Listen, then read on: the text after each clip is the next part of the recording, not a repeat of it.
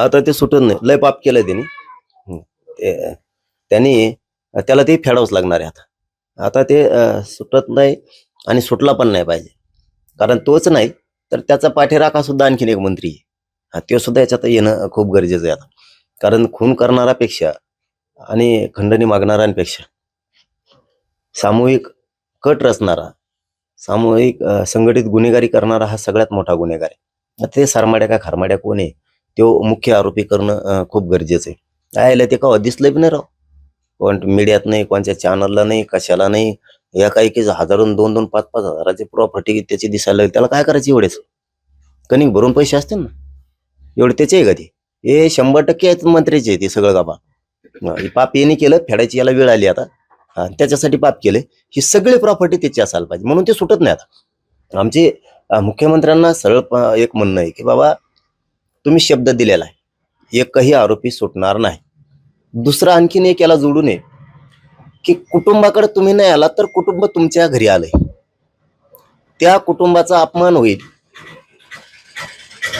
त्यांना न्याय मिळणार नाही, अशी भूमिका मुख्यमंत्री फडणवीस साहेबांनी कधीच घेऊ नये. जर त्यातला एक आरोपी सुटला ना तर देशमुख कुटुंबाच्या जीवाला धोका आहे, ते कुटुंब मारून टाकू शकते.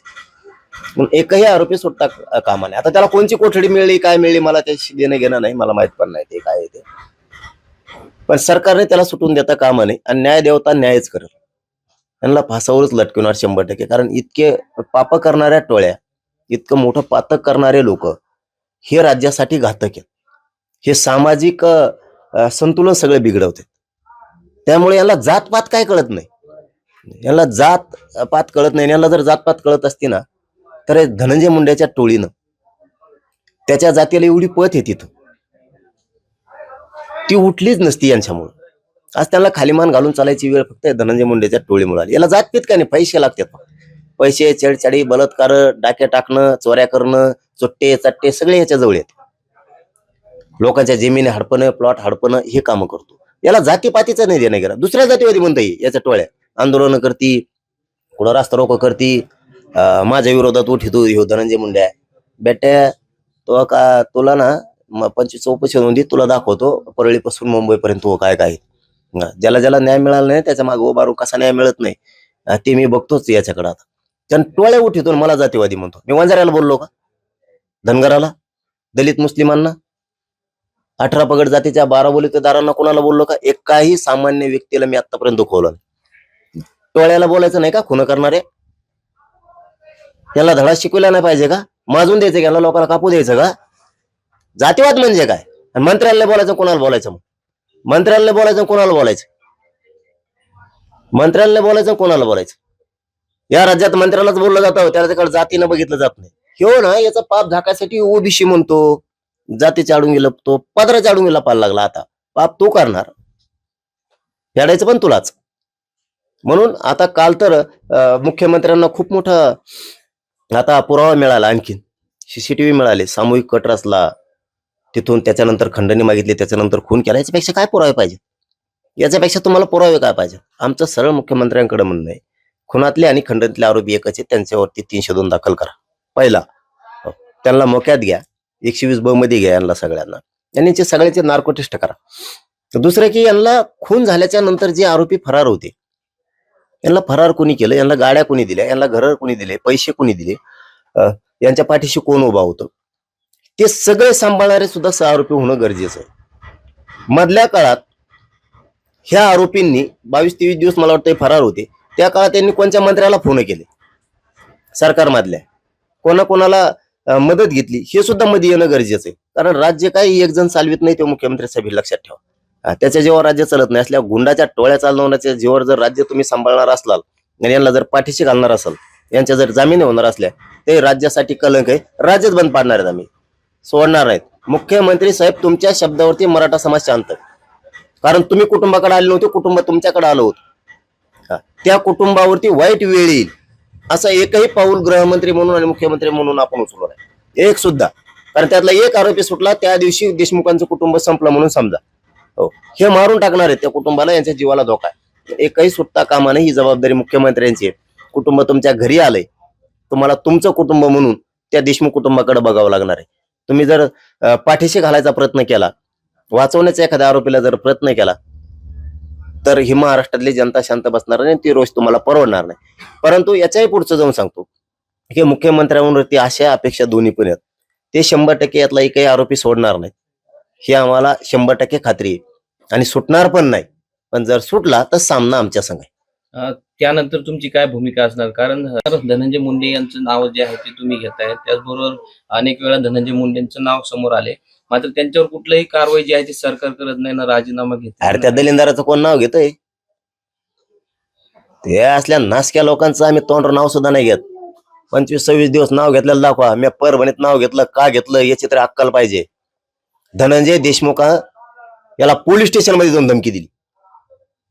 म्हणजे या धनंजय मुंड्याच्या लोकांनी संतोष भायाचा मुर्दा पाडला, क्रूर हत्या केली. पाणी मागितलं तर मुताचाच हराम करावे हो तुम्ही. मराठ्याच्या अवला देणं आमची सुद्धा आम्हाला बी चिड असेल ना. तुमचं काय नाही करून तुम्ही त्याचे तुकडे तुकडे केले. धनंजय देशमुख ते वन हिंत भावाच्या न्यायासाठी, त्याला पोलीस स्टेशन मध्ये तुम्ही धमक्या देता. ज्यांना मी वाईट वाटतो ना, तुमच्या भावाला जर असं झालं तर तुमची भूमिका काय असणार विचारून बघा स्वतःच्या मनाला एकदा फक्त. काय वाईट भूमिका आहे माझी? त्याचं 25-26 दिवसानंतर त्या धन्या मुंड्याचं नाव घेतलं मी. अगोदर त्याचं तोंड नाव सुद्धा नाही घेतलं. धनंजय देशमुखला धमकी दिली त्या पोलीस स्टेशन मध्ये. गुंडाला बोलायचं नाही, गुंडाला सोडणार नाहीत असं सांगितलं होतं आम्ही. वंजाऱ्याला सोडणार नाही म्हणलो का? वंजाऱ्याला काय बोललो का? धनगराला, दलित मुस्लिमाला, 12 बलुतेदारांना कोणाला बोललो का? गुंडाला बोलायचं नाही. खुन करून द्यायचं का त्याला? खुन करीत फिरू द्यायचं? त्याचं नाव घ्यायचं कारणच ते की तो लोकांना दापतच नाहीये, त्याची टोळी तो रस्त्यावर उतरतो, धमक्या द्यायला लावतो. आता धनंजय देशमुखला जर धमकी दिली म्हणजे धनंजय मुंडेचं पोट भरलं नाही. संतोष देशमुखांचा खून करून तो पोट भरलं नाही. तुला हे बी कुटुंब मारून टाकायचं काय? आणि पेंड आहे काय बारबारीन तुझा माजोडेपणा प्रत्येक वेळेस सहन करायला? मी एवढे सोप्या गोष्टी आहेत कधी राहायच किती करतोय टोळी. आम्हाला फक्त कायदा सुव्यवस्था बिघडून द्यायचं नाही म्हणून गप येत आम्ही. तुला वोट न राहिला ना, मला वेळ नाही लागणार. आहेतच किती चिमूट भर, पण आम्हाला जातीवादी म्हणणार. कस काय जातीवादी म्हणणार? माणसं आमचे मेले, मोर्चे तू काढतो, जातीवादी आम्ही. आमच्या आंदोलनाच्या विरोधात माणसं पुरी तू ते फोटो व्हायरल होते. जातीवादी आम्ही का तू? जातीवादी कोण? तुम्ही मला जातीवादी कसं काय ठरवू शकता? 1884चं मराठ्याचं आरक्षण, गरीबाच्या लेकराला मी न्याय मागतो मराठ्याचं, म्हणजे जातीवाद आहे का? संतोष भाई देशमुखांचा खून झाला, त्या संतोष भाईंना मी न्याय मागतो, जातीवादी आहे का मी न्याय मागतो? म्हणजे कुठली पद्धती? कोणता जातीवाद केला? म्हणजे खून करणार तुम्ही, आरोपीच्या बाजूने उभा राहणार तुम्ही, मग तुम्ही जातीवादी, जातीवादी मी. ही कुठली पद्धत आहे? तुमच्या लेकराला आरक्षण मिळालं त्यावेळेस आम्ही विरोध केला मराठ्याने? नाही केला. आता आम्हाला आरक्षण मिळत आहे, तुम्ही आम्हाला विरोध करता. जातीवादी कोण? मी का ते? जातीवादी नेमका कोण? काय व्याख्या या राज्यात जातीवादाची मला ही सुद्धा कळायला तयार नाही. जातीवादी मी कसा होऊ शकतो? माझ्या मराठ्याचं हक्काचं आरक्षण आहे, तुम्हाला आता 90ला मिळालंय. माझं आरक्षण मी मागू शकत नाही. ही कोणची पद्धत आहे तुमची? धनंजय मुंडेला ना 25-30 वर्षाचं भोगायची वेळ आता आली. ज्या टोळ्या चालविल्या ना, ह्या टोळ्या ते पाप आता नियतीलाच मान्य नाही. दुसऱ्याचं काही असलं की लोक पाठवतो, आंदोलन करायला लावतो, त्याला पाठबळ देतो. आता पाठीमागे फोटो व्हायरल झालेच ना, ते पैसे पुरवतो. कोणाच्या गाड्या कुठून येतो त्या सगळ्याला माहिती. कोणत्या तालुक्यातून येतात, हिंगोलीतून कुठून, करमतून कशा गाड्या येतात, पातळीतून कशा येतात, शिरूर मधून कशा येतात, परळीतून कशा, सगळ्याला माहिती सगळं. कोण कोणाला काय पुरीत होता. माणुसकीचं नातं एकदा जोडून बघतो माणूस, आणि ज्यावेळेस वाटतं ना याच्यावरची वेळ गेल्यावर पलटवतो, त्याच्यानंतर लोक मदत नाही करत. तुझरची वेळ गेली, आंदोलनाला लोक पुरितो काय? किती दिवस पुरीशील तू? हा तो पुरविले. अरे आम्ही काय थोडे आहेत का? 6 कोटी येत, अर्धे आम्ही एकटेच येत. काय पुरीशील तू? काय नियत येतो? निवडून यायला मराठी लागते, मतदानाला मराठी लागते. थोबाड येऊन तो सांगतो स्वतःच, मी अडचणीच्या काळात होतो तेव्हा मला मराठ्यांनी सांभाळलेलं, वंजाऱ्यांनी सांभाळलेलं नाही. तो शब्द आहेत. उलटाला झाले मोकळे, पोट भरलं ना. आता मराठी उपोषणाला, आंदोलनाला बसली की ते आंदोलन करायला लावतो, लोक पुरवितो. हे उघडं पडतं. तुला वाटत असं तुला शान आहे, उघडं पडतं एक ना एक दिवस. कोणी कोणाला गाड्या देतं, पुरवतं, काय करतं. तुमच्याच लोक काय सांगतात आम्हाला सुद्धा, हे कुठून आहे काय. हे पाप आहे. आता तू हे पापाचा घडा भरला, संतोष भाईचा खून केला तुम्ही, हे करायला नको होता. खूप चांगलं पोरग होतं ते, आणि आता त्याच्या बाजूने न्याय मागतो. तुम्ही आम्हाला जातीवादी म्हणता, म्हणजे महाराष्ट्राला कळतं खरा जातीवादी कोण. मी तर गरीबाच्या बाजूने उभा राहणार. कोण काय म्हणता मला त्याशी नाही देणे गेलं. हा, माझ्या समाजाचं संकट आलं, मी त्या संकटाला हमेशा सामोरं जाणार आहे, हमेशा. आणि संतोष देशमुखांचा जे खुनातले आरोपी आहेत, एकही सुटता कामा नये. एक जर सुटला, मग मात्र मुख्यमंत्री साहेब, तुम्ही ज्या तुमच्या शब्दावर मराठा शांत आहे, तो शांत राहणार नाही. आमच्या संघ त्यानंतर तुमची काय भूमिका असणार? कारण 14 दिवसांची न्यायालयीन कोठडी मंजूर करण्यात आली, म्हणजे जामिनाचा मार्ग जो आहे तो मोकळा होतो का, किंवा मग तुमची काय भूमिका असणार? जामिनाचा मार्ग मोकळा होतो. असे खुन करणारे सुटल्यावर मग राज्यात कार्यक्रम उलटे सुलटे सुरू होणार. मग इथून पुढं उलटे सुलटे सुरू होणार. मग असे खुन करणारे सुटणार. इतके पुरावे, इतके पैसे, त्याला काय करायचे इतके पैसे? त्याचे पैसेच नाहीत ना ते. इतके खुन, इतके योजना, सरकारी योजना खाल्ल्यात त्यांनी. म्हणजे गुंडाची टोळी सांभाळायची काय मग सरकारला? त्याला सोडून जामीन फिमीन होत नसते. जामीन जर झाली ना, मग राज्यात कळण तुम्हाला काय होत असते. मग सरकार काय करतंय, पालकमंत्री काय करतो, मग कळत. आणि मग यांची बी काय दशा होती तेही यांना कळत. कारण एवढे पुरावे, एवढा मोठा खून केलाय, जनता सांगती, सगळे पुरावे पण आहेत. यांनी मोबाईल फेकून दिलेत. तुम्हाला जर ते तपासा लागत नाहीत आणि जामिनाचा विषय घेऊन बसला, हे शक्यच नाही. हे बुद्धीला पटतच नाही, कधी पटणार बी नाही. मग तर जे आता त्या धनंजय मुंडे टोळी सुरू केले सरकारमध्ये, त्याच्यात काय बदल आहे? मग खून करणाऱ्याला पाठीशी घालतंय सरकार, असंच होईल ना मग ते. मग हे धनंजय मुंडे जे टोळी आंदोलन करते सध्या, की आरोपीच्या बाजूनं, हे राज्यात कधी घडलंय का? आमच्या सुद्धा असतील ना, मला माहित नाही, पण असतीलच ना. गुंडासाठी एखाद्या वेळेस आरोपीसाठी मोर्चा काढलेला मला तर नाही आठवत. मला नाही आठवत. आणि ही पहिली प्रक्रिया आहे राज्यातली आणि देशातली, की आरोपीच्या बाजूनं मोर्चे काढलेत की सोडून द्या म्हणून. ही पहिली वेळ. आता इथून पुढे होणार आहे. इथून मागचं माहित नाही, पण इथून पुढे कोणत्या जातीत असे भांडणं खून काय झालं, आरोपीला सोडून द्या, आपण आपल्या जातीचे लोक निघाले झेंडे घेऊन, हे 100% होणार आहे आता. कारण रूढ यांनी पाडली. ह्यो महात्मा धनंजय मुंडे येऊ, यांनी मोठं कुठून पुढे शिक्षण घेऊन आला काय? घेऊ पैसे आणि पैसे एवढंच दिसतं, जात नाही दिसत, काय नाही दिसत. अहो याने ना आता आता तर शंका त्याच्यावरती अशा येतात की त्यांचे लोक आहेत ना, त्यांचं सुद्धा वाजवित आहे, त्यांचं सुद्धा याची अशी टोळी आहे ह्या धन्या मुंडेची, आमच्या विरोधात जेव्हा बोलन तो यांचा मित्र आहे. बघा नीती यांच्या इतके माजुरडी येते. मराठ्यांच्या विरोधात जो बोलन तो यांचा मित्र. बघा यांचं समीकरण कुठं घेऊन चालले ते. पायांना बघा यांचा कसा आहे. त्याच्या बाजूने बोलणार, कमेंट बोलणार, सोशल मीडियावर त्याला सपोर्ट देणार.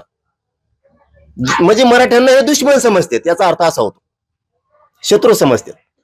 मराठ्यांना कोणी बोललं की हे त्याच्या बाजूनं, म्हणजे ह्याशी टोळी हिची. हिचा टोळीचा लवकर नायनाट होणार आहे. जास्त दिवस लागणार नाही. 25-30 वर्ष माझा समाज वाईट परिस्थितीतून चाललेला तिथं. आम्हाला माहितीये, बाकीच्या काय गप्पा हंदामा घरात बसून. आम्हाला माहितीये तिथल्या लोकांनी किती वेदना भोगल्या, सगळ्या जातीच्या सुद्धा. ते धनगराचे सुद्धा खून केले त्यांनी वंजारीचे सुद्धा केलेत. यांनी लय केले. त्या इथं पिठी नायगाव म्हणून तिथं मारून टाकलं एक धनगराचं पोरग यांनी. इथं आपलं भाग पिंपळगाव लांब नाही, इथं गेवरायच्या पलीकडेच तिथंही मारून टाकलं. याला जात नाही कळत, पैसा कळतो. आणि ह्या नीतीपायी यांनी स्वतःचे काही नेते सुद्धा संपवले, त्यांच्या सुद्धा बदनाम्या केल्या. यांचे श्रद्धास्थान असणारे देवस्थान तिथेही ह्या टोळीनंच प्रयोग करून ते हे बदनाम केलं.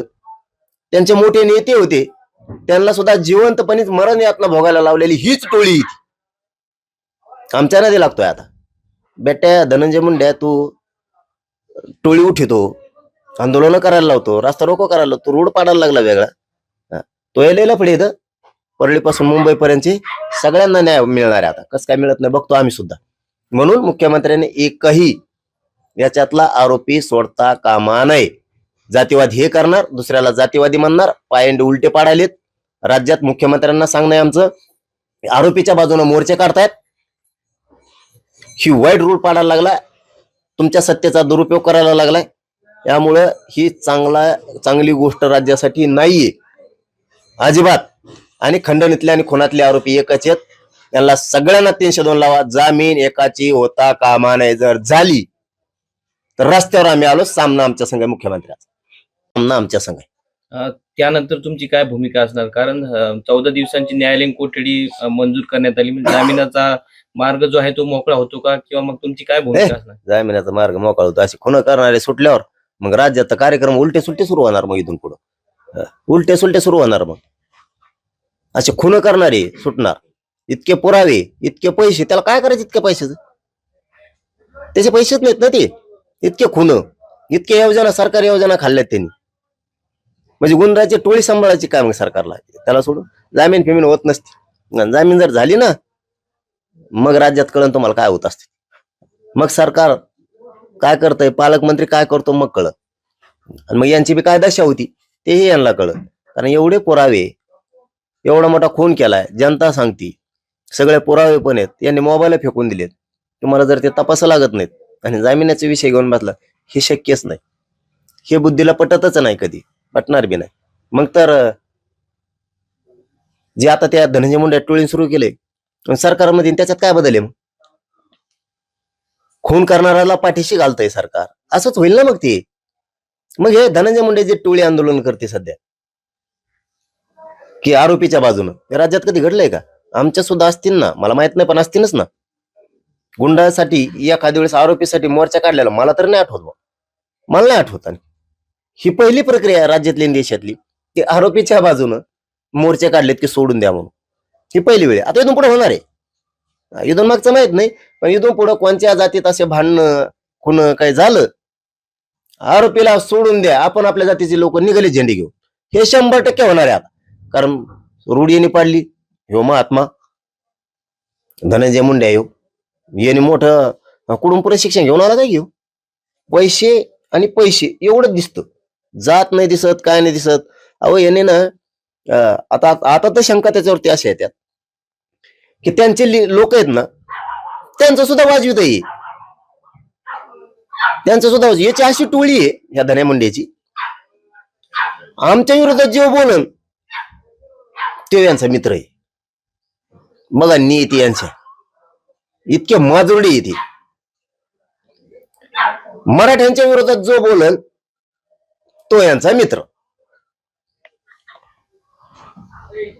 बघा यांचं समीकरण कुठं घेऊन चालले ते.